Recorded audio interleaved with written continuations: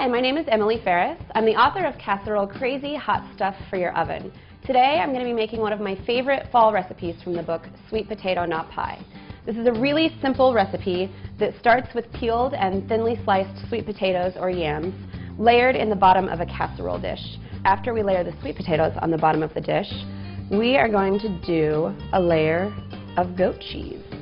So I just take a hard goat cheese in a log and break some off and crumble it on top. And it doesn't have to be fancy or perfect. And that's sort of the great thing about casseroles, is that nothing has to be perfect or measured precisely. I'm going to add some color to the dish with some green peppers that are finely chopped. I use 1 green pepper for this dish.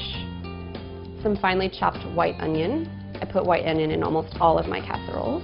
Then I'm going to sprinkle some sea salt on top, and then a drizzle of olive oil. Once I've done one layer, sweet potatoes, goat cheese, onion, pepper, sea salt, and olive oil, I'm going to start over.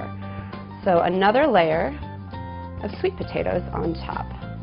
Another great thing about casseroles is they're really versatile. So this one kind of came about when I had these particular ingredients in my house.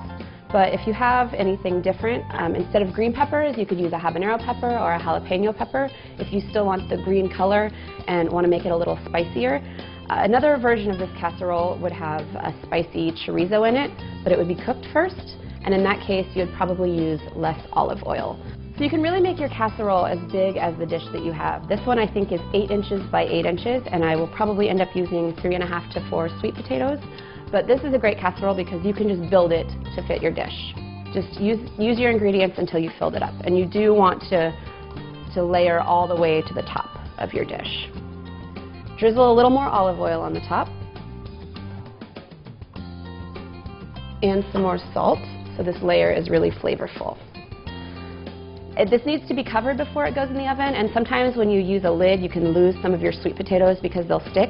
So instead I'm going to use a non-stick wrap, like this Reynolds foil.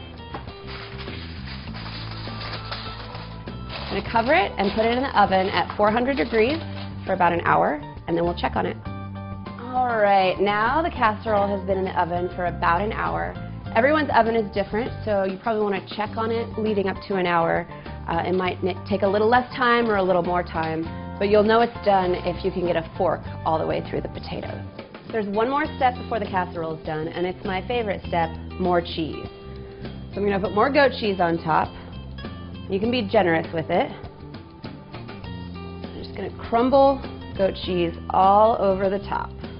And this is going to melt a little bit and brown really nicely, because a good casserole should have a nice brown top. I'm going to sprinkle it with just a little bit more sea salt to give it some more flavor. And then I'm going to put it back in the oven, uncovered at 400 degrees for 10 or 15 minutes until the goat cheese starts to get nice little brown peaks. This is a great dish to serve anytime, but especially at Thanksgiving.